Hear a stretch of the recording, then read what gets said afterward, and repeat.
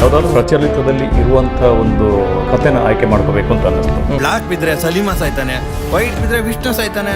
ಬೇರೆ ಅಂದ ತಕ್ಷಣ ಅದರಲ್ಲಿ ಒಬ್ಬರ ಜೀವನೋಪಾಯ, ಇನ್ನೊಂದಷ್ಟು ಜನರಿಗೆ ಅವರ ನಾಯಕತ್ವದ ಉಪಾಯ. ನಮ್ಮೂರಲ್ಲಿ ಇಬ್ಬರು ಲೀಡರ್ಗಳಿದ್ದಾರೆ. ಒಬ್ಬನ ಹೆಸರು ಕೇಶವಾನಂದ.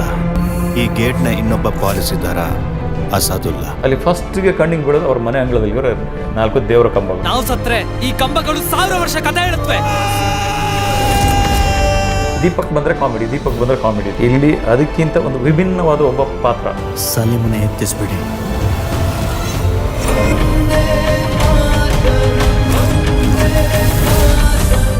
ವೀಕ್ಷಕರೇ ನಮಸ್ಕಾರ. ಈ ಒಂದು ವಿಶೇಷವಾದ ಕಾರ್ಯಕ್ರಮಕ್ಕೆ ತಮಗೆಲ್ಲರಿಗೂ ಕೂಡ ಪ್ರೀತಿಪೂರ್ವಕವಾದ ಸ್ವಾಗತವನ್ನು ಬಯಸ್ತಾ ಇದ್ದೇನೆ. ನಾನು ಗೌತಮ್ ಶೆಟ್ಟಿ.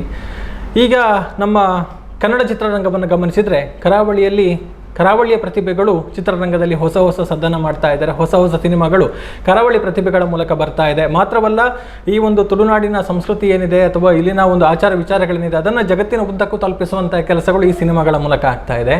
ಅದೇ ಹಾದಿಯಲ್ಲಿ ಈಗ ಕರಾವಳಿಯ ಒಂದು ಕೋಮು ಸಂಘರ್ಷ ಏನಿದೆ ಅಥವಾ ಇಲ್ಲಿನ ಕೋಮು ಪರಿಸ್ಥಿತಿ ಏನಿದೆ ಅದನ್ನು ಒಂದು ಸುಂದರವಾದ ಕಥೆಯ ಮೂಲಕ ಇಡೀ ಜಗತ್ತಿಗೆ ತೋರಿಸುವಂತಹ ಆ ಒಂದು ಒಳ್ಳ ತಿರುಳು ಏನಿದೆ ಅದನ್ನು ತಿಳಿಸುವಂತಹ ಒಂದು ಪ್ರಯತ್ನ ನಮ್ಮ ಕರಾವಳಿಯ ಪ್ರತಿಭೆಗಳ ಮೂಲಕ ಆಗ್ತಾ ಇದೆ. ಅದು ಹೇಗೆ ಅಂತ ಹೇಳಿದರೆ, ಇದೇ ಜೂನ್ 16ರಂದು ರಿಲೀಸ್ ಆಗ್ತಾ ಇರುವಂತಹ ಬೇರ ಎನ್ನುವಂತಹ ಒಂದು ಕನ್ನಡ ಸಿನಿಮಾದ ಮೂಲಕ ಈ ಸಿನಿಮಾ ಈಗಾಗಲೇ ಸಾಕಷ್ಟು ಸದ್ದು ಮಾಡ್ತಾ ಇದೆ. ಈ ಸಿನಿಮಾದ ಟೀಸರನ್ನು ಕರುನಾಡ ಚಕ್ರವರ್ತಿ ಶಿವರಾಜ್ ಕುಮಾರ್ ಅವರು ರಿಲೀಸ್ ಮಾಡಿದ್ದಾರೆ. ಅದೇ ರೀತಿ ಸಿನಿಮಾದ ಟ್ರೇಲರನ್ನು ಧರ್ಮಸ್ಥಳದ ಧರ್ಮಾಧಿಕಾರಿ ಪರಮ ಪೂಜ್ಯ ಡಾಕ್ಟರ್ ಡಿ ವೀರೇಂದ್ರ ಹೆಗ್ಗಡೆಯವರು ರಿಲೀಸ್ ಮಾಡಿ ಆಶೀರ್ವಾದ ಮಾಡಿದ್ದಾರೆ. ಈಗ ಯೂಟ್ಯೂಬ್ನಲ್ಲಿ ಸಿನಿಮಾದ ಟೀಸರ್ ಇರ್ಬೋದು, ಟ್ರೇಲರ್ ಇರ್ಬೋದು, ಸಖತ್ ಸದ್ದು ಮಾಡ್ತಾ ಇದೆ. ಲಕ್ಷಾಂತರ ಮಂದಿ ವೀಕ್ಷಣೆ ಮಾಡಿ ಅದರ ಬಗ್ಗೆ ಮೆಚ್ಚುಗೆಯನ್ನು ವ್ಯಕ್ತಪಡಿಸ್ತಾ ಇದ್ದಾರೆ. ಸೊ ಈ ಒಂದು ಸುಂದರವಾದ ಕಥಾ ಹಂದರ ಹೊಂದಿರುವಂತಹ ಸಿನಿಮಾ ಇದೇ 16ಕ್ಕೆ ರಿಲೀಸ್ ಆಗ್ತಾ ಇದೆ. ಅದರ ಮೂಲ ಪುರುಷ ಯಾರು ಅಂತ ಹೇಳಿದರೆ, ಅಂದರೆ ಈ ಒಂದು ಸುಂದರವಾದ ಕಥೆಯನ್ನು ಹಿಡಿದುಕೊಂಡು ಅದನ್ನು ಸಿನಿಮಾವಾಗಿ ಡೆವಲಪ್ ಮಾಡಿ ನಮ್ಮ ಮುಂದೆ ಇಡ್ತಾ ಇರೋದು ಯಾರು ಅಂತ ಹೇಳಿದರೆ, ಅದು ಕೂಡ ನಮ್ಮೂರಿನ, ನಮ್ಮ ತುಳುನಾಡಿನ, ನಮ್ಮ ಪ್ರದೇಶದ ಪ್ರತಿಭೆ ವಿನು ಬಳಂಜ ಅನ್ನುವಂಥದ್ದು ನಮಗೆ ಇನ್ನೊಂದು ನಾವು ಖುಷಿ ಪಡಬೇಕಾದಂಥ ವಿಚಾರ. ವಿನು ಬಳಂಜ ಅವರು ಈ ಕ್ಷೇತ್ರಕ್ಕೆ ಕರಾವಳಿಯ ಪ್ರತಿಭೆ ಆಗಿದ್ದರೂ ಕೂಡ ಕರ್ನಾಟಕಕ್ಕೆ ಅಪರಿಚಿತರೇನೂ ಅಲ್ಲ. ಈ ಹಿಂದೆ ಕಿರುತೆರೆಯಲ್ಲಿ ಬಹಳಷ್ಟು ಕೆಲಸವನ್ನು ಮಾಡಿದವರು, ಬಹಳಷ್ಟು ಪ್ರಸಿದ್ಧಿಯನ್ನು ಪಡೆದಿರುವಂಥವರು. ನಿಹಾರಿಕಾ ಇರ್ಬೋದು, ಪ್ರೀತಿ ಇಲ್ಲದ ಮೇಲೆ ಇರ್ಬೋದು, ಲವಲವಿಕೆ ಇರ್ಬೋದು, ಹೀಗೆ ಧಾರಾವಾಹಿಗಳ ಮೂಲಕ ಹಿಟ್ ಧಾರಾವಾಹಿಗಳನ್ನು ಕೊಟ್ಟು ಆ ಮೂಲಕ ಕರುನಾಡಿನ ಜನರ ಮನಸ್ಸು ಗೆದ್ದವರು. ಈಗ ಈ ಬೇರ ಎನ್ನುವಂತಹ ಸಿನಿಮಾದ ಮೂಲಕ ನಿರ್ದೇಶನಕ್ಕೆ ಪಾದಾರ್ಪಣೆಯನ್ನು ಮಾಡಿದ್ದಾರೆ. ಸೊ ಅದರಲ್ಲಿ ಯಶಸ್ಸು ಕಾಣುವಂಥ ಒಂದು ಹಂತ ಕೂಡ ಅವರಲ್ಲಿದೆ ಅನ್ನುವಂಥದ್ದು. ಈಗ ಹಾಗಿದ್ರೆ ಈ ಬೇರ ಸಿನಿಮಾದ ಒಂದು ಕಾನ್ಸೆಪ್ಟ್ ಹೇಗೆ ಹುಟ್ಟಿಕೊಂಡಿತು, ಈ ಸಿನಿಮಾದಲ್ಲಿ ಏನೇನಿದೆ, ಆರಂಭದಲ್ಲೇ ಹೇಳಿದ ಹಾಗೆ ಇದು ಕರಾವಳಿಯ ಒಂದು ಸೂಕ್ಷ್ಮ ಪರಿಸ್ಥಿತಿಯನ್ನು ತಿಳಿಸುವಂತಹ ಸಿನಿಮಾ. ಇದನ್ನು ಮಾಡಬೇಕಾದ್ರೆ ಒಂದಷ್ಟು ಸವಾಲು ಕೂಡ ಇರುತ್ತೆ. ಅದೆಲ್ಲವನ್ನು ಹೇಗೆ ಮಾಡಿದ್ರು, ಈ ಕಾನ್ಸೆಪ್ಟ್ ಹೇಗೆ ಹೊಳಿತು, ಕನ್ನಡ ಸಿನಿಮಾಗೆ ಬೇರ ಅನ್ನುವಂತಹ ತುಳು ಟೈಟಲನ್ನು ಹೇಗೆ ಇಟ್ಟಿದ್ದಾರೆ, ಎಲ್ಲವನ್ನೂ ಕೂಡ ಕೇಳೋಣ. ಸೊ ಮೊದಲಿಗೆ ಅವರನ್ನು ಪ್ರೀತಿಯಿಂದ ಕಾರ್ಯಕ್ರಮಕ್ಕೆ ಸ್ವಾಗತಿಸಿಕೊಳ್ಳೋಣ. ಸರ್, ಕಾರ್ಯಕ್ರಮಕ್ಕೆ ಸ್ವಾಗತ. ನಮಸ್ತೆ. ಹೇಗಿದ್ದೀರಿ ಸರ್? ಯಾವುದು ಹೇಗಿದ್ದೀರಿ ಅಂತ? ಚೆನ್ನಾಗಿದ್ದೀನಿ. 3-4 ವರ್ಷ ಸ್ವಲ್ಪ ಗ್ಯಾಪ್ ತಗೊಂಡಿದ್ರಿ ಎಲ್ಲ ಕೆಲಸಗಳಿಂದ. ಹೇಗೆ ಮತ್ತೆ ಈ ಬೇರ ಕಾನ್ಸೆಪ್ಟ್ ಯಾವಾಗ ಶುರು ಆಯಿತು? ಗ್ಯಾಪ್ ತಗೊಂಡಿದ್ದಾರೆ, ಮಾಮೂಲಿ ಸ್ವಲ್ಪ ವೈಯಕ್ತಿಕ ವಿಚಾರಗಳಿದೆ. ಅನಂತರ ತಿರ್ಗಾ ಮತ್ತೆ ನಾನು ಇಂಡಸ್ಟ್ರಿಗೆ ಬರಬೇಕಾದ್ರೆ ಒಂದು ಯಾವುದಾದ್ರೂ ಒಂದು ಪ್ರಚಲಿತದಲ್ಲಿ ಇರುವಂಥ ಒಂದು ಕಥೆನ ಆಯ್ಕೆ ಮಾಡ್ಕೋಬೇಕು ಅಂತ ಅನ್ನಿಸ್ತು. ಅವಾಗ ನಾನು ಬೆಂಗಳೂರಿಂದ ಬಂದು ವಾಪಸ್ ಹೋಗಬೇಕಾದ್ರೆ ನಮ್ಮ ಸ್ನೇಹಿತ, ಕಲ್ಲಡ್ಕದ ಒಬ್ಬ ಸ್ನೇಹಿತ ಯಾಸಿರ್ ಅನ್ನೋರ ಮನೆಗೆ ಹೋದೆ. ಅವ್ರದ್ದೊಂದು ಮ್ಯೂಸಿಯಂ ಇದೆ. ಆ ಮ್ಯೂಸಿಯಮಲ್ಲಿ ಹೋಗಿ ನೋಡ್ತಾ ಅವ್ರ ಕಲೆಕ್ಷನ್ಸು, ಆಮೇಲೆ ಅಲ್ಲಿರುವಂಥ ಕೆಲವು ಇದು, ಆಮೇಲೆ ವಾತಾವರಣ, ಆಮೇಲೆ ನಮ್ಮ ಜಿಲ್ಲೆಯಾದ್ಯಂತ ಮತ್ತು ಈಗ ರಾಜ್ಯದಾದ್ಯಂತ ಇರೋ ಕೆಲವು ಸೂಕ್ಷ್ಮ ವಿಷಯಗಳು ಇವುಗಳೆಲ್ಲ ತಲೆಗೆ ಏನೇನೋ ಲೆಕ್ಕಾಚಾರಗಳು ಬಂದು ಆಮೇಲೆ ಒಂದು ಈ ಕಥೆಯನ್ನು ರೆಡಿ ಮಾಡಿದ್ವಿ. ಕತೆ ರೆಡಿ ಮಾಡಿ ಎಲ್ಲ ವಿಚಾರಗಳಾದ ನಂತರ ಯಾವುದೇ ಟೈಟಲ್ ಇಲ್ಲದೆ ಶೂಟಿಂಗ್ ಮಾಡಿದ್ವಿ. ಇದಕ್ಕೆ ಕಥೆನ ಫಸ್ಟು ನಾವು ನಮ್ಮ ನಿರ್ಮಾಪಕರಿಗೆ ದಿವಾಕರ್ ದಾಸ ನೇರ್ಲಾಜಿ ಅವ್ರಿಗೆ ಹೇಳಿದಾಗ, ಮತ್ತು ನಮ್ಮ ಎಕ್ಸಿಕ್ಯೂಟಿವ್ ಪ್ರೊಡ್ಯೂಸರ್ ರಾಮದಾಸ್ ಶೆಟ್ಟರ್ಗೆ ಹೇಳಿದಾಗ, ನೀವು ಮುಂದುವರಿಸಿ, ನಾವಿದ್ದೀವಿ ಅಂತ ಹೇಳಿದರು. ಆನಂತರ ಅದು ಕಥೆಯಾಗಿ ಎಲ್ಲ ಟೀಮಾಗಿ ಬಂದ್ವಿ, ಶೂಟಿಂಗ್ ಮಾಡ್ತಾಯಿದ್ವಿ. ಈ ಚಿತ್ರದ ಪೂರ್ತಿ ಆಗೋ ತನಕ, ಅಂದರೆ ಚಿತ್ರ ಕಂಪ್ಲೀಟ್ ನಮ್ಮ ಶೂಟಿಂಗ್ ಆಗೋ ತನಕನೂ ಇದಕ್ಕೆ ಯಾವುದೇ ಹೆಸರಿರಲಿಲ್ಲ. ಒಂದಷ್ಟು ಆಯ್ಕೆಗಳಿತ್ತು, ಬೇರೆ ಬೇರೆ ಹೆಸರುಗಳು, ಒಂದಷ್ಟು ಚರ್ಚೆಗಳಾದವು, ಏನು ಇಡೋಣ ಅಂತ. ಯಾಕಂದರೆ ಇದು ಸ್ವಲ್ಪ ಸೂಕ್ಷ್ಮ ವಿಚಾರ, ನೀವೇ ಹೇಳಿದ್ರಿ. ಹೌದು. ಆಮೇಲೆ ಇದರಲ್ಲಿ ಸ್ವಲ್ಪ ಧರ್ಮ ಸೂಕ್ಷ್ಮಗಳು ಇದೆ, ಎಸ್. ಆತ್ಮ ಸೂಕ್ಷ್ಮಗಳು ಇದೆ. ಈ ಧರ್ಮ ಸೂಕ್ಷ್ಮ ಮತ್ತು ಆತ್ಮ ಸೂಕ್ಷ್ಮ ಇಡಬೇಕಾದ್ರೆ ಅದಕ್ಕೆ ತುಂಬ ಯೋಚನೆ ಮಾಡಿ ಹೆಸರಿಡೋಣ ಅಂತಾಯಿತು. ಆಮೇಲೆ ನಮ್ಮ ಆತ್ಮೀಯ ಒಬ್ಬ ಕಾದಂಬರಿಕಾರ ಜೋಗಿ, ನಿಮಗೆಲ್ಲರೂ ಗೊತ್ತಿರುವಂಥದ್ದೇ, ತುಂಬ ಮೀಡಿಯಾ ಪರ್ಸನ್ಸ್ಗೆಲ್ಲ ಗೊತ್ತಿರುವಂಥವ್ರೆ. ಅವ್ರ ಹತ್ರ ಒಂದು ಸರ್ತಿ ಎಲ್ಲ ಹೋದ್ಮೇಲೆ ಸರ್ ಈ ರೀತಿ ಇದೆ, ಏನು ಮಾಡೋಣ, ಈ ರೀತಿ ನನ್ನ ಹತ್ರ ಒಂದಿಷ್ಟು ಆಯ್ಕೆಗಳಿದೆ ಅಂತ ಹೇಳಿದೆ ಟೈಟಲ್. ಅವಾಗ ಹೋದರು ಅವರು, 1 ನಿಮಿಷ ಇರಿ ಅಂತ ಅಂದ್ಬಿಟ್ರು, ಯೋಚನೆ ಮಾಡಿದರು. ಬಟ್ ನಮಗೆ ಒಂದು ಪ್ರಿಂಟೌಟ್ ತಗೊಂಡು ಕೊಟ್ಟರು. ಅವ್ರು ಬೇರೆ ಏನು ಹೇಳಿಲ್ಲ, ಅದರಲ್ಲಿತ್ತು ಬೇರ ಅಂತ, ಮರ್ಚೆಂಟ್ ಆಫ್ ಡೆತ್ ಅಂತ ಇತ್ತು. ಬೇರ ಅಂತ, ಬೇರೆ ಅನ್ನೋದು ಬಿಸ್ನೆಸ್. ಈಗ ಹೊರಗಡೆ ಪ್ರಪಂಚಕ್ಕೆ ಅಥವಾ ಹೊರಗಡೆ ಅಂದರೆ ನಮ್ಮ ಸೌತ್ ಕೆನರಾ ಬಿಟ್ಟು ಆಚೆ ಕಡೆ ಇಲ್ಲೂ ಬೇರ, ಬ್ಯಾರ ಈ ಥರ ಹೇಳ್ತೀವಿ. ಅದನ್ನು ನಾವು ಕಾಮನ್ ಆಗಿ ಬೇರ ಅಂತ ಇಟ್ವಿ, ಅದೆರಡು ಒಂದೇ. ಆಮೇಲೆ ಬೇರ ಅಂತ ಇಡಬೇಕಾದ್ರಲ್ಲಿ ತುಂಬ ವಿಚಾರಗಳೆಲ್ಲ ಸೇರುತ್ತೆ. ಬೇರೆ ಅಂದ ತಕ್ಷಣ ಅದರಲ್ಲಿ ಒಬ್ಬರ ಜೀವನೋಪಾಯ, ಇನ್ನೊಂದಷ್ಟು ಜನರಿಗೆ ಅವರ ನಾಯಕತ್ವದ ಉಪಾಯ, ಅದನ್ನ ಲಾಂಛನ ಮಾಡಬೇಕಲ್ಲ. ನಾನಿಲ್ಲಿ ಇದ್ದೀನಿ ಅಂತ ತೋರಿಸ್ಕೊಳ್ಳೋಕೆ ಅದು ಒಂದು ಬಿಸ್ನೆಸ್ ಇವತ್ತು ಉಪಯೋಗ ಮಾಡಿಕೊಳ್ಳುವಂಥದ್ದು. ಈಗ ಒಳ್ಳೆ ವಿಚಾರಗಳನ್ನ ಕೆಲವೊಂದು ಅಳವಡಿಸ್ಕೊಂಡು ಅಲ್ಲಿ ಹೋಗಿ ತನ್ನಿಂತಾನೆ ನಾಯಕನಾಗೋದು ಬೇರೆ, ಕೆಲವೊಂದು ಇಲ್ಲದಿರೋ ವಿಚಾರಗಳನ್ನ ಸೃಷ್ಟಿ ಮಾಡಿಕೊಂಡು ತಾನು ನಾಯಕ ಅಂತ ಹೇಳ್ಕೊಳ್ಳೋದು ಬೇರೆ. ಈ ಥರದೊಂದು ಅಷ್ಟು ವಿಚಾರಗಳು ನಡೆದಾಗ ಇದು ಕೊನೆಯ ಹಂತಕ್ಕೆ ಬಂದು ಬೇರೆ ಬೇರೆ ವಿಚಾರಗಳು ಬಂದಾಗ ಒಂದು ಅಲ್ಲಿ ನಡೆಯೋದು ಈ ಥರ ವ್ಯಾವಹಾರಿಕ ನಡೆಯೋದು ಅಧರ್ಮಗಳು, ಅಥವಾ ವ್ಯವಹಾರಕ್ಕೆ ಬಂದಾಗ ಒಳ್ಳೆ ವ್ಯಾಪಾರನೂ ಇರ್ಬೋದು, ಕೆಟ್ಟ ವ್ಯಾಪಾರನೂ ಇರ್ಬೋದು. ನಮ್ಮಲ್ಲಿ ಇಲ್ಲಿ ನಾವು ಕಥಾಯ ಮಾಡ್ಕೊಂಡು ಮನುಷ್ಯನ ವ್ಯಾಪಾರಕ್ಕೆ ಬಂದಿದ್ದೀವಿ. ನಮ್ಮನ್ನು ನಾವು ಮಾರ್ಕೊಂಡು ನಮ್ಮ ನಾಯಕತ್ವವನ್ನು ಸೃಷ್ಟಿ ಮಾಡ್ಕೊಳ್ಳೋಕ್ಕೆ ನಾವು ಈ ಮನುಷ್ಯತ್ವದ ವ್ಯಾಪಾರಕ್ಕೆ ಕೂತ್ಕೊಂಡಿದ್ದೀವಿ. ಇಲ್ಲಿ ಕೆಲವು ವಿಚಾರಗಳಿಗೆ ನಾವು ಹೇಳ್ತೀವಿ, ಯಾರೇ ಏನೇನು ಬಂದರೂ ಧರ್ಮ ನಮ್ಮ ಹೃದಯದಲ್ಲಿರಬೇಕು, ಅದು ಅಮೃತ ಅಂತ ಅಂದ್ಬಿಟ್ಟು. ಅಮೃತ ಯಾವತ್ತು ನಮ್ಮ ಹೃದಯದಲ್ಲಿ ಇರಬೇಕು, ಅದು ತುಂಬ ಪವಿತ್ರವಾದಂಥ. ಕೆಲವು ಜನ ಅದನ್ನು ಏನು ಮಾಡ್ತಾರೆ, ಅದನ್ನು ಬೀದಿಗೆ ತರ್ತಾರೆ. ಆ ಬೀದಿಗೆ ತಂದಾಗ ಅದರ ಪಾವಿತ್ರ್ಯತೆ ಹಾಳಾಗುತ್ತೆ. ಆವಾಗ ಅಲ್ಲಿ ಧರ್ಮ ವ್ಯಾಪಾರಕ್ಕೆ ಬರುತ್ತೆ. ಆ ವ್ಯಾಪಾರಕ್ಕೆ ಬಂದಾಗ ಅವ್ರಿಗೆ ಫಸ್ಟ್ ಟಾರ್ಗೆಟ್ ಆಗೋದು ನಿಮ್ಗೆಲ್ರಿಗೂ ಗೊತ್ತು, ನಮ್ಮೆಲ್ರಿಗೂ ಗೊತ್ತು, ತುಂಬ ಜನಕ್ಕೆ ಯುವಕರು ಅಲ್ಲಿ ಒಂದು ಲೈನಪ್ಪಲ್ಲಿ ಇರುವಂಥ ಒಂದು ಯುವಕರು ಸಿಗ್ತಾರೆ. ಆ ಯುವಕರು ಏನಾಗ್ತಾರೆ ಅಂದರೆ ಈಸಿಯಾಗಿ ಟಾರ್ಗೆಟ್ ಆಗ್ತಾರೆ, ಬೇಗ ಟೆಂಪ್ಟ್ ಆಗುವಂಥ ಯುವಕರು ಇವತ್ತು ಯುವಜನತೆ ಮೈಂಡ್ಸೆಟ್ಟು ಅದೇ ಥರ ಇದೆ. ಬೇಗ ಅವ್ರಿಗೆ ಪ್ರವೋಕ್ ಆಗುವಂಥ ಮಾತುಗಳನ್ನ ಕೇಳಿದ ತಕ್ಷಣ ಒಂದ್ಸರ್ತಿ ಉರಿದೇಳ್ತಾರೆ. ಅದು ಸರಿನಾ ತಪ್ಪ ಅಂತ ಯೋಚನೆ ಮಾಡೋದು. ಆಮೇಲೆ ಇವರು ಮಾತುಗಳು ಅದೇ ಥರ ಇರುತ್ತೆ, ಈ ಪ್ರಚೋದನೆಗಳು ಇರುತ್ತೆ. ಆ ಪ್ರಚೋದನೆಯಿಂದ ಏನಾಗುತ್ತೆ ಅನ್ನೋದು ಕ್ರಿಯೆ. ಹೌದು, ಕಿಡಿ ಹತ್ತಿಸೋಲ್ಲ. ಇಲ್ಲಿ ಕ್ರಿಯೆ ಮತ್ತು ಪ್ರತಿಕ್ರಿಯೆ ಇವುಗಳು ಒಂದು ಫೈಟಿಂಗ್ ನಡೆಯುತ್ತೆ. ಈ ಫೈಟಿಂಗಲ್ಲಿ ಅಮಾಯಕರು ಏನಾಗ್ತಾರೆ, ಅಥವಾ ಯಾರೋ ಮನೆ ತಾಯಿ ಇವತ್ತು ಮಗ ಹೋದವನು ಈಗ ಬರ್ತಾನೆ, ನನಗೇನು ಬರ್ತಾನೆ ಅಂತ ಕಾಯ್ತಾ ಇರ್ತಾರೆ. ನೋಡಿದ್ರೆ ಬರೋದೇ ಇಲ್ಲ, ನೋಡಿದ್ರೆ ನ್ಯೂಸಲ್ಲಿ ಬರುತ್ತೆ ಹಿಂಗೆ ಆಗ್ಬಿಟ್ಟಿದೆ ಅಂತ ಒಂದು ಹೆಣವಾಗಿ ಬೀಳ್ತಾನೆ. ಅಥವಾ ಈ ಥರದೊಂದು ತುಂಬ ವಿಚಾರಗಳು ನಡೀತದೆ. ಇದು ನಮಗೆ ಒಂದಷ್ಟು ವಿಚಾರಗಳು, ಇದರಲ್ಲಿ ಯಾವುದೇ ಜಾತಿ ಧರ್ಮ ಅನ್ನೋದಿಲ್ಲ. ಯಾರು ಸತ್ರು ಆ ಮನೆಗೆ ಅದು ಶೋಕನೇ. ನಿಜ, ಸಾವೇ. ಪಕ್ಕದ ಮನೆಯವ ಹೇಳ್ತಾನೆ ಅವನು ಸಾಯಿಸಿದ ಇವನು ಸಾಯಿಸಿದ ಅಂತ, ಬಟ್ ನೋವು ಅನ್ಪಿಸೋರು ಆ ಮನೆಯವರು. ನಿಜ, ಈ ಯುವಕರಿಗೆ ಅದು ಅರ್ಥ ಆಗಲ್ಲ. ಅದು ಮಾಡಿ ಮಾಡಿಸಿದವ್ರಿಗೂ ಅದು ಏನೋ ಗೊತ್ತಿಲ್ಲ. ಅದನ್ನೊಂದು ಬಂಡವಾಳ ಮಾಡಿಕೊಂಡು ಒಂದಷ್ಟು ಅವ್ರ ಲೀಡರ್ಶಿಪ್ ಹೋಗ್ತದೆ.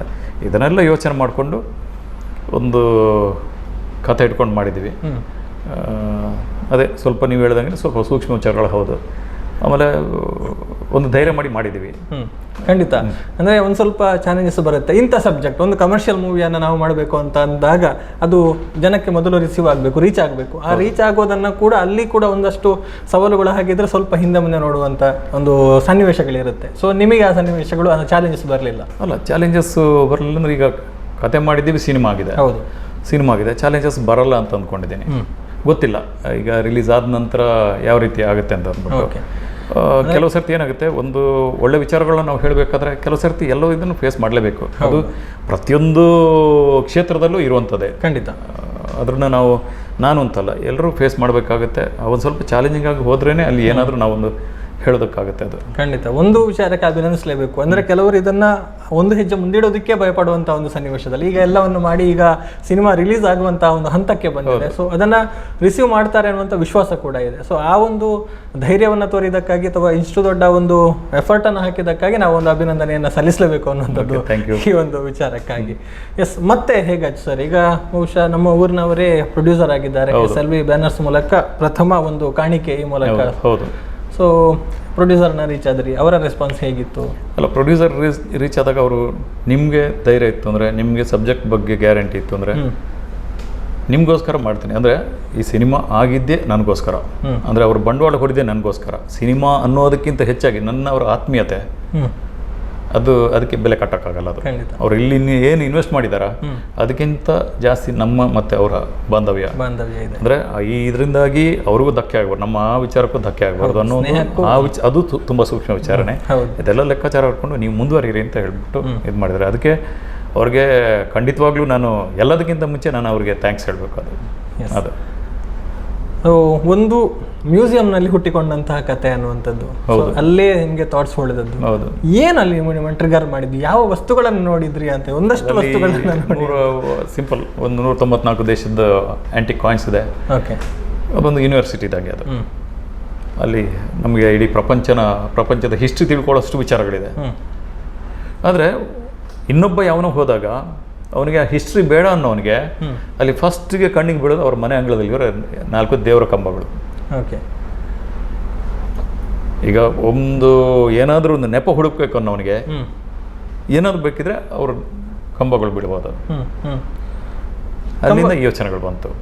ಅಂದ್ರೆ ಇಲ್ಲಿ ನೆಪ ಹುಡುಕ್ಬಿಟ್ಟು ಕಂಬ ನಿಮಗೆ ಪ್ರೇರಣೆ ಆಯಿತು. ಕಂಬ ಅದೊಂದು ಎಮೋಷನಲ್, ಅದು ಕಂಬ ಅನ್ನೋದು ತುಂಬ ಎಮೋಷನಲ್ ಕಂಟೆಂಟ್ ಅದು. ಓಕೆ. ಹೌದು. ಎಕ್ಸ್ಪ್ಲೇನ್ ಮಾಡ್ಬೋದಾ? ಎಕ್ಸ್ಪ್ಲೇನ್ ಏನಿಲ್ಲ. ಈಗ ನಾನೊಂದು ಸಿಂಪಲಾಗಿ ಹೇಳ್ತೀನಿ. ನಾನು ಹೋಗಿದ್ದು ಯಾಸಿರನವರ ಮ್ಯೂಸಿಯಂಗೆ. ಯಾಸಿರ್ ಯಾರು? ಹೆಸರಿನ ಮೇಲೆ ಗುರುತು. ಯಾಸಿರ್ ಯಾರು? ಹೆಸರಿನ ಮೇಲೆ ಆತ ನೇರವಾಗಿ ಹೇಳಿ ನೀವು. ಮನುಷ್ಯ, ವ್ಯಕ್ತಿ ಅಲ್ಲ, ಅವ್ರ ಧರ್ಮ ಹೇಳಿ. ಧರ್ಮ ಮುಸ್ಲಿಂ ಅಂತ. ಮುಸ್ಲಿಂ. ಅದನ್ನ ಯಾಕೆ ಹಿಂದೆ ಮುಂದೆ ನೋಡ್ತೀರಿ ನೀವು? ಹಾಗಲ್ಲ, ಮನುಷ್ಯರನ್ನ. ಈಗ ನಾವು ಜನರಲ್ ಹೇಳಿದ್ರೆ ಯಾಸಿರ್, ನಾನು ವಿನೋದ್, ನಾನು ವಿನು ಬಳಂಜ. ಯಾಸಿರ್ ಯಾರು? ಮುಸ್ಲಿಂ ಅಂತ. ನಾನೊಬ್ಬ ಹಿಂದೂ. ನೀವು ಆದರೆ ಅವರ ಮನೆಯಲ್ಲಿ ಆ ದೇವರ ಕಂಬಳಿ ಅನ್ನೋದು ದೊಡ್ಡ ಸ್ಯಾಲ್ಯೂಟ್ ಅವರಿಗೆ. ಪ್ರತಿಯೊಬ್ಬರು ಅದೊಂದು ಅವರ ಭಾವನಾತ್ಮಕ ಇದೆಯಲ್ಲ, ಅದರ ಆ್ಯಂಟಿಕ್ ಅಂತ ಇಟ್ಟರೆ ಏನೇ ಇಟ್ಟರೆ ಇಟ್ಕೊಂಡಿದ್ದಾರಲ್ಲ, ಹೌದು, ಅದಕ್ಕೆ ಎಲ್ಲರೂ ಸ್ಯಾಲ್ಯೂಟ್ ಮಾಡಬೇಕಾದ. ಈ ಒಂದು ವಿಚಾರಗಳು ಬಂದಾಗ ಅಲ್ಲಿ ಯಾವುದೇ ಧರ್ಮ ಅದಿಲ್ಲ, ಅದು ಯಾವುದೋ ಮಣ್ಣಡಿಗೆ ಹೋಗುವಂಥ ಕಂಬಗಳು ತಂದಿಟ್ಕೊಂಡಿದ್ದಾರೆ, ಒಂದು ರಕ್ಷಣೆ ಮಾಡ್ತಿದ್ದಾರೆ. ನಮಗೆ ಅದೊಂದು ಕತೆ ಆಯಿತು. ಅದು ಕತೆ ಆಗೋದಕ್ಕೆ ಈ ಥರ ಮಾಡಿದ್ವಿ ಅದು. ಓಕೆ. ಮುಂದಕ್ಕೆ ಹೇಗೆ ಕಲಾವಿದರ ಆಯ್ಕೆ ಸಬ್ಜೆಕ್ಟ್ ಕೂಡ ಸ್ವಲ್ಪ ಟಫ್ ಆಗಿರೋದ್ರಿಂದ ಸಬ್ಜೆಕ್ಟ್ ಟಫ್, ಆರ್ಟಿಸ್ಟ್ಗಳು ಕೂಡ ಹಾಗೆ ಬೇಕಾಗುತ್ತೆ. ಆರ್ಟಿಸ್ಟ್ಗಳು ಹಾಗೆ ಸ್ವಲ್ಪ ಇಲ್ಲಿ ನಮ್ಮ ಕನ್ನಡದಲ್ಲಿ ಇರೋರು ಆರ್ಟಿಸ್ಟ್ಗಳು ಒಂದಷ್ಟು ಹಾಕ್ಕೊಂಡಿದ್ದೀನಿ. ಜಾಸ್ತಿಯಾಗಿ ನಮ್ಮ ಮಂಗಳೂರು ಬೇಸ್ರು ಒಂದಷ್ಟು ಹೊಸಬ್ರಿಗೂ ಚಾನ್ಸ್ ಕೊಟ್ಟಿದ್ದೀನಿ. ಇಲ್ಲಿರೋರ್ಗೂ ರಂಗಭೂಮಿಯವ್ರಿಗೂ ಕೊಟ್ಟಿದ್ದೀನಿ. ಇದರಲ್ಲಿ ಪ್ರಮುಖವಾಗಿ ಸುಮಂತ್ ತಲ್ವಾರ್ ಮಾಡಿದ್ದಾರೆ. ಅವ್ರು ಯಾರಲ್ಲ, ನಮ್ಮವರೇ. ಸುಮಂತ್ ತಲ್ವಾರ್ ಗೊತ್ತು. ಇತ್ತೀಚೆಗಂತೂ ಅವ್ರ ಬಗ್ಗೆ ಕೆಲವೊಂದು ಆರ್ಟಿಸ್ಟ್ ಕಲಾವಿದ ಅಂತ ಮಾತ್ರ ಗೊತ್ತಿತ್ತು. ಆದರೆ ಇತ್ತೀಚೆಗೆ ಅವರೊಂದು ಕಾರ್ಯಕ್ರಮ ಆಯ್ತಲ್ಲ, ಸಂಭ್ರಮ. ಹೌದು, ಅದರ ಬಗ್ಗೆ ಆ ಮುಖಾಂತರ ಅವರ ವ್ಯಕ್ತಿತ್ವ ಏನು ಅನ್ನೋದು ಗೊತ್ತಾಯ್ತು, ಪರಿಚಯ ಆಯಿತು. ಆ್ಯಕ್ಚುಲಿ ಅಷ್ಟು ಮಾತ್ರ ಅವ್ರ ವ್ಯಕ್ತಿತ್ವ ತುಂಬ ದೊಡ್ಡದಿದೆ. ಅವ್ರನ್ನ ಬಳಸ್ಕೊಂಡಿದ್ದೀನಿ. ಆಮೇಲೆ ಯಶ್ ಶೆಟ್ಟಿ ಅಂತ ಅಂದ್ಬಿಟ್ಟು, ಅವರು ಆಲ್ರೆಡಿ ಚಿತ್ರರಂಗದಲ್ಲಿ ಒಂದು ಅನೇಕ ವಿಲನ್ ಪಾತ್ರಗಳನ್ನು ಮಾಡಿದಂಥ ವ್ಯಕ್ತಿ, ನನಗೆ ತುಂಬ ಮೊದಲಿನ ಪರಿಚಯ. ಆ ಒಂದು ಸಲೀಮ್ ಅನ್ನೋ ಪಾತ್ರ ಅವರು ಮಾಡಿದ್ದಾರೆ. ಅದಕ್ಕೆ ತುಂಬ ಒಳ್ಳೆ ಆಯ್ಕೆ ಅಂತ ನಾನು ಅವ್ರನ್ನ ತಗೊಂಡು ಮಾಡಿದ್ದೀನಿ. ಆನಂತರ ವಿಷ್ಣು ಅನ್ನೋ ಕ್ಯಾರೆಕ್ಟರ್ ಇದೆ, ಅವನು ರಾಕೇಶ್ ಮಯ್ಯ ಅನ್ನೋ ಕ್ಯಾರೆಕ್ಟರ್ ಮಾಡಿದ್ದಾರೆ. ಅದು ಆನಂತರ ಇಲ್ಲಿ ನಮ್ಮ ಅಶ್ವಿನ್ ಹಾಸನ್ನು, ಅರವಿಂದ ರಾವ್, ಆಮೇಲೆ ನಮ್ಮವರೇ ಆದ ಗುರು ಹೆಗ್ಡೆ ಅಂತ ಇದ್ದಾರೆ, ಅವ್ರು ಮಾಡಿದ್ವಿ. ಆಮೇಲೆ ಇವನು ಯಾರು, ನಮ್ಮ ಕಾಂತಾರ ಗುರುವ ಸ್ವರಾಜ್ ಶೆಟ್ಟಿ ಅವ್ರು ಮಾಡಿದ್ದಾರೆ. ಒಂದು ವಿಭಿನ್ನ ಪಾತ್ರ ಅಂತ ಹೇಳ್ಬೋದು. ವಿಭಿನ್ನ ಅಂದರೆ ಅವರು ಇಲ್ಲಿವರೆಗೆ ಮಾಡ್ಕೊಂಡು ಬಂದ ಪಾತ್ರಕ್ಕಿಂತ ಚೇಂಜಸ್ ಇದೆ. ಅದಕ್ಕಿಂತ ಹೆಚ್ಚಾಗಿ ದೀಪಕ್ ರೈಪಾಣಾಜೆ. ಇಲ್ಲಿವರೆಗೆ ಅವರು ಎಲ್ಲರೂ ನೋಡಿದ್ರೆ ಕಾಮಿಡಿ, ದೀಪಕ್ ಬಂದರೆ ಕಾಮಿಡಿ ಅಂತ. ಇಲ್ಲಿ ಅದಕ್ಕಿಂತ ಒಂದು ವಿಭಿನ್ನವಾದ ಒಬ್ಬ ಪಾತ್ರ ಅಂದರೆ ಕಲಾವಿದ ಈ ಚಿತ್ರದ ಮೂಲಕ, ಬೇರೆ ಚಿತ್ರದ ಮೂಲಕ ಆಚೆ ಕಡೆ ಬರ್ತಾ ಇದ್ದಾರೆ. ಹಾಗೆ ಅನೇಕ ಜನ ಇದ್ದಾರೆ ಇಲ್ಲಿ ನಮ್ಮವರು. ಇನ್ನು ನಮ್ಮವರೇ ಕರಾವಳಿಯ ತುಂಬ ಜನ ಇದ್ದಾರೆ. ಹೌದು.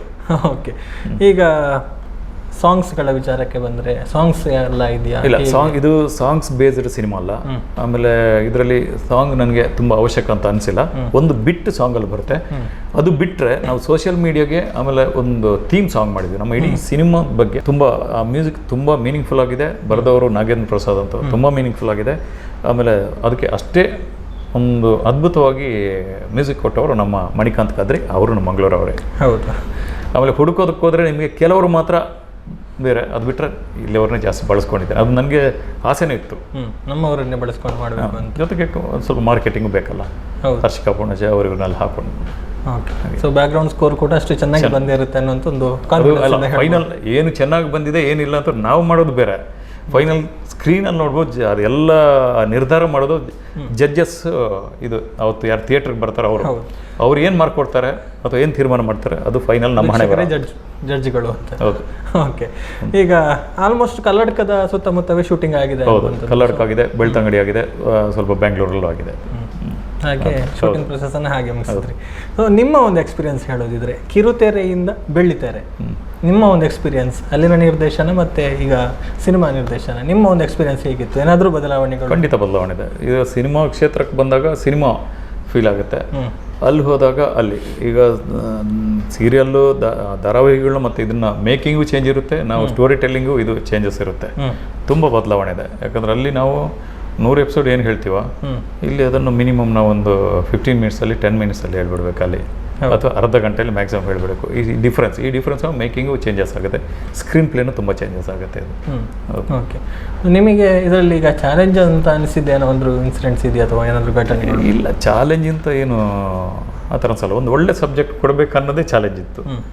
ಅಂದರೆ ಈ ಥರ ಮಾಡಿದರೆ, ಅಂದರೆ ತುಂಬ ಮಾಡಿದ್ವಿ ಒಂದು ಕಂಟೆಂಟ್ ಇಟ್ಕೊಂಡು. ಈಗ ನಾನು ಮ್ಯೂಸಿಯಮ್ನ ಇಟ್ಕೊಂಡು ನಾನು ಕತೆ ಮಾಡೋದೇ ಅದು ಚಾಲೆಂಜಿಂಗು.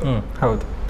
ಈಗ ನಾನು ಯಾವುದೋ ಒಂದು ಅಲ್ಲಿ ಬೇರೆ ವಿಚಾರಗಳನ್ನ ಹೇಳ್ತೀನಿ ಅನ್ನೋದಕ್ಕೆ ಒಂದು ಮ್ಯೂಸಿಯಂನ ಸೆಂಟರ್ ಪಾಯಿಂಟ್ ಇಟ್ಕೊಂಡು ಕತೆ ಮಾಡಿ ಹೌದು, ಅದೇ ಒಂದು ದೊಡ್ಡ ಚಾಲೆಂಜ್. ಹೌದು ಹೌದು. ಆಮೇಲೆ ಎಲ್ಲರೂ ಒಂದು ಉತ್ತಮ ಸಹಕಾರ ಅದೆಲ್ಲ ಕೊಟ್ಟು ಈ ಸಿನಿಮಾ ಈಗ ಜನರ ಮುಂದೆ ಬರ್ತಾ ಇದೆ. ಜನ ಹೇಗೆ ಅದನ್ನು ನಿರೀಕ್ಷೆ ಮಾಡಿದ್ದಾರೆ ಅಥವಾ ಪ್ರೊಮೋ ನೋಡ್ಬಿಟ್ಟು ಒಂದಷ್ಟು ನಿರೀಕ್ಷೆಯಲ್ಲಿದ್ದಾರೆ, ಅದು ಅವರಿಗೆ ಹೇಗೆ ಮುಟ್ಟುತ್ತೆ ಅನ್ನೋದ್ರ ಮೇಲೆ ಮುಂದೆ ನಮ್ಮ ಒಂದು ಖುಷಿ, ಆತಂಕ, ಇದಕ್ಕೆಲ್ಲ ಒಂದು ಉತ್ತರ ಸಿಗುತ್ತೆ. ಈಗ ನಿಮ್ಮ ಡ್ರೀಮ್ ಏನು ಸರ್? ಈಗ ಒಂದು ಆಲ್ಮೋಸ್ಟ್ ಕಂಪ್ಲೀಟ್ ಆಗಿದೆ, ರಿಲೀಸ್ ಆಗ್ತಾ ಇದೆ, ಮುಂದಕ್ಕೆ ನಿಮ್ಮ ಕನಸುಗಳು? ಇಲ್ಲ, ಮುಂದಕ್ಕೆ ಈಗಾಗಲೇ ಒಂದು ಡಿಸ್ಕಷನ್ ಆಗಿದೆ. ಒಂದು ನಮ್ಮ ಸಂಸ್ಕೃತಿಗೆ ಸಂಬಂಧಪಟ್ಟಾಗೆ, ನಮ್ಮ ಸಂಸ್ಕೃತಿ ಮತ್ತು ಇದು ಒಂದು ಸಂಸ್ಕೃತಿ ಸಂಬಂಧಪಟ್ಟಾಗೆ ಇನ್ನೊಂದು ಕಥೆನ ರೆಡಿ ಮಾಡಿದ್ದೀವಿ. ಬಹುಶಃ ಅದು ಈ ಪ್ರಾಜೆಕ್ಟ್ ಮೇಲೂ ಸ್ವಲ್ಪ ಅದು ನಿಂತಿದೆ. ಆದರೆ ತುಂಬ ಒಂದು ಒಳ್ಳೆಯ ಪ್ರಾಜೆಕ್ಟ್ ಆಗುತ್ತೆ, ಸ್ವಲ್ಪ ಅದ್ಧೂರಿತನೂ ಇರುತ್ತೆ, ಒಂದು ಒಳ್ಳೆಯ ಪ್ರಾಜೆಕ್ಟ್ ಆಗುತ್ತೆ, ಜನರಿಗೆ ತುಂಬ ಖಂಡಿತ ಹಿತ ಕೊಡುವಂಥ ಕಂಟೆಂಟ್ ಇಟ್ಕೊಂಡು ಮಾಡ್ತೀನಿ ಅದು. Okay, yes. ಇನ್ನು ವಾಪಸ್ ಬೇರೆದ ವಿಚಾರಕ್ಕೆ ಬರೋದಿದ್ರೆ, ನೀವೊಬ್ಬ ಡೈರೆಕ್ಟರ್ ಆಗಿ ಜನ ಬೇರೆವನ್ನು ಯಾಕೆ ನೋಡಬೇಕಂತ ಹೇಳ್ತೀರಿ? ಸಿನಿಮಾನ ಯಾಕೆ ನೋಡಬೇಕು ಅನ್ನೋದು ವಿಷಯ ಅಲ್ಲ, ಯಾಕೆ ನೋಡಬೇಕು ಅಂತ ನಾನು ಹೇಳೋದಕ್ಕಾಗಲ್ಲ, ನೀವು ನೋಡಿ ಅಂತ ಅಂದ್ಬಿಟ್ಟು. ಓಕೆ, ಫಸ್ಟ್ ಡೇ ನಾನು ಸಿನಿಮಾನ ಪ್ರಮೋಟ್ ಮಾಡ್ತೀನಿ. ನಾನೊಬ್ಬ ವ್ಯಾಪಾರಿ, ಒಬ್ಬ ನಿರ್ದೇಶಕ, ನನ್ನಲ್ಲಿ ಕ್ರಿಯಾತ್ಮಕ ಒಬ್ಬ ವ್ಯಕ್ತಿ ಇದ್ದಾನೆ, ಅವನೊಬ್ಬ ನಿರ್ದೇಶಕ. ಅದು ಬಿಟ್ಟರೆ ನಾನೊಬ್ಬ ವ್ಯಾಪಾರಿ. ನಾನು ನನ್ನ ಪ್ರಾಡಕ್ಟ್ನ ಸೆಲ್ ಮಾಡ್ತೀನಿ. ಬನ್ನಿ ನೋಡಿ ನೋಡಿ ನೋಡಿ ಹಿಂಗಿದೆ ಹಿಂಗಿದೆ ಹಿಂಗಿದೆ ಅಂತ ಸೆಲ್ ಮಾಡ್ತೀನಿ. ಅಲ್ಲಿ ಫಸ್ಟ್ ನೀವು ಬರ್ತಿರಲ್ಲ, ಹೇಗೆ ಅಟ್ರಾಕ್ಟ್ ಆಗ್ತಿರೋ ಫಸ್ಟು ನೀವು ಒಬ್ಬರು ಬಂದು ಅಲ್ಲಿ ಅಟ್ರಾಕ್ಟ್ ಆಗಿ ಒಳಗಡೆ ಬಂದು ಚೇರಲ್ಲಿ ಕೂತ್ಕೋತಿರಲ್ಲ, ಅದರಿಂದ ಆಚೆ ಕಡೆ ಹೋಗಿ ಒಂದು ಮಾತು ಹೇಳ್ತೀರಿ ನೀವು ಫಸ್ಟು. ಅಲ್ಲಿ ಅದು ರಿಯಾಲಿಟಿ ನನ್ನ ಸಿನಿಮಾದ. ಯಾಕೆ ಮಾಡಿದ್ದೀನಿ, ಯಾಕೆ ಮಾಡಬಾರ್ದಿತ್ತು ಅನ್ನೋದಕ್ಕೆ ಅಲ್ಲಿ ಉತ್ತರ ಸಿಗುತ್ತೆ ಅದು. ಓಕೆ, ಸೊ ಒಟ್ಟು ನಮ್ಮ ಒಂದು ಸಮಾಜದ ಸ್ಥಿತಿ ಏನಿದೆ, ಅದರ ಒಳತಿರುಳು ಏನಿದೆ ಅನ್ನೋದು ತಿಳಿಸುವಂಥ ಒಂದು ಪ್ರಯತ್ನ ಖಂಡಿತ ಇದೆ ಅದು. ಓಕೆ, ಸೊ ಕೆಲವರಿಗೆ ನೋವಾಗ್ಬೋದು ಮನಸ್ಸಿಗೆ, ಕೆಲವರಿಗೆ ಖುಷಿ ಆಗ್ಬೋದು, ಅಥವಾ ಸಮಸ್ಯೆಕರ ಆಗ್ಬೋದು, ಗೊತ್ತಿಲ್ಲ ಅದು. ಅದು ರಿಲೀಸ್ ಆದ ನಂತರ ರಿಸಲ್ಟ್. ಓಕೆ, ಆದರೆ ಇದರಿಂದ ಒಂದಷ್ಟು ಅಮಾಯಕ ಜೀವಗಳ ಬಲಿಯಾಗುವಂಥನ್ನು ತಪ್ಪಿಸ್ಬೋದು. ಯಾರ ಮನೆಯಲ್ಲೂ ಯಾವ ತಾಯಂದ್ರ ಮಕ್ಕಳು ಯಾವುದೋ ಒಂದು ನೆಪಕ್ಕೆ ಸಾಯಬಾರ್ದು. ಹುಟ್ಟು ಅನ್ನೋದು ದೇವ್ರ ಇಚ್ಛೆ ಅಂತ ನಾವು ಹೇಗೆ ನಂಬಿರ್ತೀವೋ, ಸಾವು ಅನ್ನೋದು ಅವನೇ ನಿರ್ಧಾರ ಮಾಡಿರಬೇಕು, ಅದು ಇನ್ನೊಬ್ಬನ ಕೈಲಿ ಆಗಬಾರ್ದು. ಅದು ನಿಮ್ಮ ಆಶೆ. ಮಚ್ಚು ಲಾಂಗೋಳಿ ಯಾರ ಮನೆಯೂ ಫಾಲೋ ಮಾಡದೇ ಇರಲಿ ಅಂತ ಅಂದ್ಬಿಟ್ಟು ನಾನು. ಓಕೆ, ಹೌದು. ಎಸ್, ಕೊನೆಯದಾಗಿ ನಿಮ್ಮ ಒಂದು ಅಭಿಮಾನಿಗಳಿರ್ಬೋದು, ವೀಕ್ಷಕರಿರ್ಬೋದು, ಅವರಿಗೆ ಒಂದು ಹೇಳುವಂಥ ಮಾತು ಅಥವಾ ಒಂದು ಕರೆ ಏನಿಲ್ಲ. ನಾನು ವ್ಯಾಪಾರಕ್ಕೆ ಕೂತಿದ್ದೀನಿ, ಒಳ್ಳೆ ಪ್ರಾಜೆಕ್ಟ್ನ ತಂದಿದ್ದೀನಿ, ಒಳ್ಳೆ ಪ್ರಾಜೆಕ್ಟ್ ಅಂತ ನಾನು ಹೇಳೋದಿಲ್ಲ. ಸಿನಿಮಾನ ನೋಡಿ, ನಾನೊಬ್ಬ ನಿರ್ದೇಶಕನಾಗಿ ಜೊತೆಗೆ ಸ್ವಲ್ಪ ವ್ಯಾಪಾರಸ್ಥನಾಗಿ ನಿಮ್ಮ ಮುಂದೆ ಬಂದಿದ್ದೀನಿ, ಬೇರೆ ಮಾಡ್ತಿದ್ದೀನಿ ನಿಮ್ಮ ಮುಂದೆ. ನಮ್ಮ ಅಂಗಡಿಗೆ ಬನ್ನಿ, ಅಲ್ಲೊಂದು ನಿಮಗೆ ಬಹುಶಃ ಇಷ್ಟ ಆಗುವಂಥ ವಸ್ತು ಇದೆ, ಅದನ್ನು ಕೊಂಡುಕೊಳ್ಳಿ, ನೋಡಿ, ನಮ್ಮನ್ನು ಸಪೋರ್ಟ್ ಮಾಡಿ. Yes, thank you sir. ಒಂದಷ್ಟು ಮಾಹಿತಿಯನ್ನು ಕೊಟ್ಟು ನಿಮ್ಮ ಹೊಸ ಪ್ರಯತ್ನ ಯಶಸ್ಸು ಕಾಣಲಿ ಅನ್ನುವಂಥದ್ದು ನಮ್ಮ ಹಾರೈಕೆಗಳು. Thank you. ನಮ್ಮೊಂದಿಗೆ ಮಾತಿಗೆ ಸಿಕ್ಕಿದ್ದಕ್ಕಾಗಿ ಅನ್ನುವಂಥದ್ದು. ವೀಕ್ಷಕರೇ, ಇದು ಬೇರೆ ಸಿನಿಮಾದ ಡೈರೆಕ್ಟರ್, ನಮ್ಮೂರಿನ ಪ್ರತಿಭೆ ವಿನು ಬಳಂಜಿ ಅವರು ನಮ್ಮ ಜೊತೆಗೆ ಹಂಚಿಕೊಂಡಿರುವಂತಹ ವಿಚಾರಗಳು. ಕರಾವಳಿಯ ಒಂದಷ್ಟು ಸೂಕ್ಷ್ಮ ಪರಿಸ್ಥಿತಿಗಳು ನಮಗೆ ಗೊತ್ತೇ ಇದೆ, ಹೊಸದಾಗಿ ಹೇಳಬೇಕಂತಿಲ್ಲ. ಒಂದಷ್ಟು ಸಾವು ನೋವುಗಳು ಇದೇ ಒಂದು ಕೋಮು ಸಂಘರ್ಷದ ವಿಚಾರಕ್ಕಾಗಿ ನಡೆದಿರುವಂಥದ್ದು. ಸೊ ಅದರ ಒಳತಿರುಳು ಏನು, ಯಾರು ನಮ್ಮನ್ನು ಹೇಗೆ ಯಾವ ರೂಪದಲ್ಲಿ ಬಳಸಿಕೊಳ್ತಾ ಇದ್ದಾರೆ, ಇದರ ಪರಿಣಾಮ ಏನಾಗುತ್ತೆ, ಅಳೋರು ಯಾರು, ಸಾವು ನೋವು ಅನುಭವಿಸೋದು ಯಾರು, ಅದರಿಂದ ಲಾಭ ಪಡ್ಕೊಳ್ಳೋದು ಯಾರು, ಎಲ್ಲವನ್ನು ಕೂಡ ಹೊಂದಿರುವಂಥ ಒಂದು ಸಿನಿಮಾ ಅನ್ನುವಂಥದ್ದು ಇವರ ಒಂದು ಮಾತಿನ ಮೂಲಕ ನಮಗೆ ತಿಳಿದಿದೆ. ಸೊ ಇದೇ 16ಕ್ಕೆ ರಿಲೀಸ್ ಆಗ್ತಾ ಇದೆ, ಕರ್ನಾಟಕದಾದ್ಯಂತ ರಿಲೀಸ್ ಆಗ್ತಾ ಇರುವಂಥ ಸಿನಿಮಾ. ಎಲ್ಲರೂ ಕೂಡ ಥಿಯೇಟರ್ಗೆ ಹೋಗಿ ನೋಡಿ, ಸಿನಿಮಾವನ್ನು ವೀಕ್ಷಿಸಿ, ಈ ಒಂದು ಚಿತ್ರತಂಡವನ್ನು ಪ್ರೋತ್ಸಾಹಿಸಿ ಅನ್ನುವಂಥದ್ದು ನಮ್ಮ ಒಂದು ವಿನಂತಿ ಕೂಡ. ಇದು ಇವತ್ತಿನ ವಿಶೇಷ. ಮುಂದಿನ ಕಾರ್ಯಕ್ರಮದ ಜೊತೆಗೆ ಮತ್ತೆ ಸಿಗ್ತೀವಿ. ನೋಡ್ತಾ ಇರಿ ಸುದ್ದಿ ನ್ಯೂಸ್ ಪುತ್ತೂರು. ನಮಸ್ಕಾರ.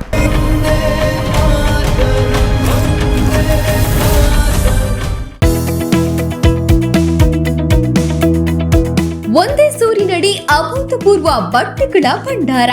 ಪುತ್ತೂರಿನ ಮಹತೋಬಾರ ದೇವಾಲಯದ ಸಭಾಭವನದಲ್ಲಿ ತೆರೆದುಕೊಂಡಿದೆ ವಿನೂತನ ಬಟ್ಟೆಗಳ ಲೋಕ. ಇದು ಪುತ್ತೂರಿನ ಹತ್ತೂರಿನ ಜನರಿಗಾಗಿ ವಿಶೇಷ ಕೊಡುಗೆ. ಯಾವುದೇ ವಸ್ತು ಖರೀದಿಸಿ ಕೇವಲ 199 ರೂಪಾಯಿಗೆ ಉನ್ನತ ಕಂಪನಿಯಿಂದ ತಯಾರಾದ ಉತ್ತಮ ಗುಣಮಟ್ಟದ ಅಸಂಖ್ಯಾತ ಅತ್ಯುತ್ತಮ ವಿನ್ಯಾಸವುಳ್ಳ ಎಲ್ಲಾ ತರಹದ ಸೀರೆ, dhoti, frock, western dress, churidar, midi, ಟಾಪ್ಗಳು, ಲೆಗಿನ್ಸ್, ಪ್ಲಾಜೋ ಪ್ಯಾಂಟ್ಗಳು, ಶರ್ಟ್, ಜೀನ್ಸ್ ಪ್ಯಾಂಟ್ಗಳು, ನೈಟಿ, ಜರ್ಕಿನ್, ಬಾಬಾ ಸೂಟ್, ಚಪ್ಪಲಿಗಳು, ಬ್ಯಾಗ್, ಆಟಿಕೆ, ಇನ್ನಷ್ಟು ಮತ್ತಷ್ಟು ನಿಮಗಾಗಿ ವಿನೂತನ ವಿಶೇಷ ಆಕರ್ಷಕ ಬೆಲೆಗೆ. ನ್ಯೂ ಚೆನ್ನೈ ಶಾಪಿಂಗ್ ಸೀರೆ ಹಾಗೂ ರೆಡಿಮೇಡ್ಗಳು. ಶ್ರೀ ಮಹಾಲಿಂಗೇಶ್ವರ ದೇವಸ್ಥಾನ ಸಭಾಭವನ. ನ್ಯೂ ಚೆನ್ನೈ ಶಾಪಿಂಗ್ ಸೀರೆ ಹಾಗೂ ರೆಡಿಮೇಡ್ಗಳು. ಶ್ರೀ ಮಹಾಲಿಂಗೇಶ್ವರ ದೇವಸ್ಥಾನ ಸಭಾಭವನ, ಪುತ್ತೂರು. 5/6/2023 ಪ್ರಾರಂಭ. ನೀವು ಭೇಟಿ ಕೊಡಿ, ನಿಮ್ಮವರನ್ನು ಕರೆತನ್ನಿ. ಇದು ವಿನೂತನ ಬಟ್ಟೆಗಳ ಕಲೆಕ್ಷನ್.